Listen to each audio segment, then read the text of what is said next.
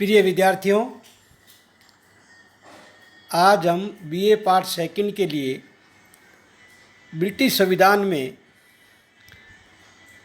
लगातार हम व्याख्यान दे रहे हैं,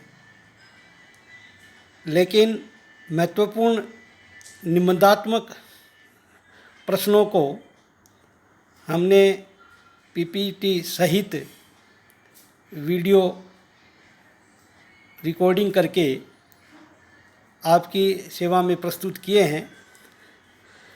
लेकिन महाराजा गंगा सिंह विश्वविद्यालय के पाठ्यक्रमानुसार ब्रिटेन के संविधान में कुछ महत्वपूर्ण अध्याय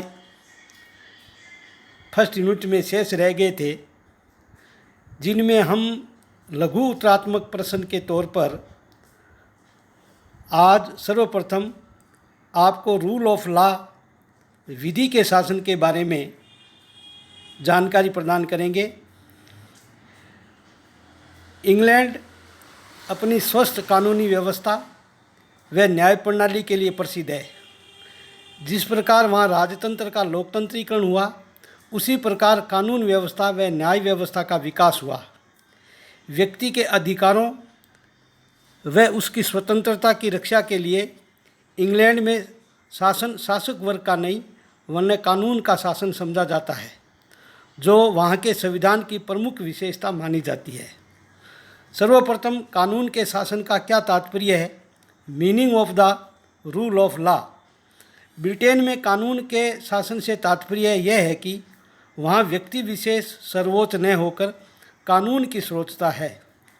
कानून की सर्वोच्चता का वर्णन डाइसी ने अपनी पुस्तक लॉ ऑफ कॉन्स्टिट्यूशन में व्यापक वर्णन किया है।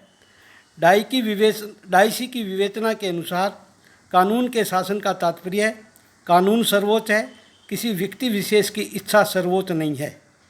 डाइसी के अनुसार कानून के शासन का दूसरा तात्पर्य यह है कि कानून के समक्ष सभी व्यक्ति समान है।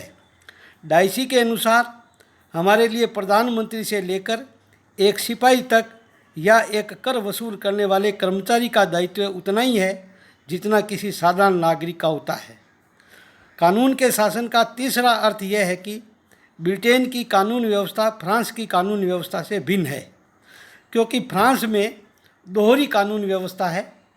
साधारण नागरिकों के लिए साधारण कानून अलग होते हैं और प्रशासकीय न्यायालय और प्रशासकीय कानून अलग होते हैं, जबकि ब्रिटेन में एक जैसी कानूनी व्यवस्था है व एक जैसे ही न्यायालय है। इंग्लैंड में कानून का शासन का इसलिए वहाँ नागरिकों के अधिकार व स्वतंत्रता की रक्षा भी होती है। इसके साथ साथ ही ब्रिटेन में विधि के शासन का अर्थ संक्षिप्त में ये वर्णन किया जा रहा है।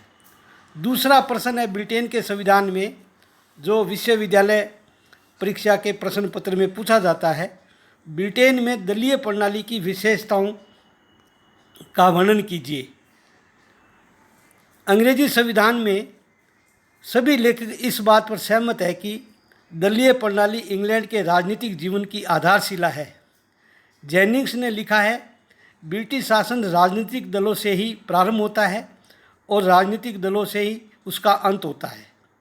ब्रिटेन में राजनीतिक दलों का विकास कैसे हुआ, उसके बारे में हम आपको जानकारी देंगे। 1658 में क्रॉमवेल की मृत्यु के बाद राजा के सहयोगी दल को अर्ल ऑफ डेनबी कहा जाता था, जिसका नाम कॉट पार्टी पड़ा। राजा के विरुद्ध दूसरे दल का निर्माण हुआ, जिसे काउंटी पार्टी या देहाती दल कहा गया है। उक्त दोनों दलों में प्रथम दल राजा का समर्थक माना जाता था तथा दूसरा दल विरोधी दल माना जाता था। आगे जाकर इनका नाम क्रमशः टोरी दल व विहिंग्स दल पड़ा। इस प्रकार कालांतर में इन्हें अनुदार दल तथा उदार दल के नाम से जाने लगा। वर्तमान में ब्रिटेन की दलीय व्यवस्था में 1906 में मजदूर दल का उदय हो गया है। इस प्रकार वर्तमान में अनुदार दल व मजदूर दल विद्यमान है। संक्षेप में ब्रिटिश दलीय प्रणाली की जो विशेषताएं हैं, उसमें यह है कि प्रथम द्विदलीय पद्धति। ब्रिटेन में द्विदलीय पद्धति है और वहाँ प्रमुखतः वर्तमान में मजदूर दल और अनुदान दल 2 दल विद्यमान है। इसके साथ ही राजनीतिक दलों की दूसरी विशेषता है सुदृढ़ संगठन और केंद्रीयकरण। ब्रिटिश राजनीतिक दलों में वास्तविक शक्ति दल के शीर्ष संगठन में निवास करती है। वह वहीं से दलीय क्रियाकलापों का नियंत्रण व संचालन होता है। कठोर दलीय अनुशासन। वर्तमान में चाहे संसदीय व्यवस्था हो, चाहे अध्यक्षात्मक लोकतंत्र हो, सभी देशों में राजनीतिक दलों का कठोर दलीय अनुशासन विद्यमान रहता है।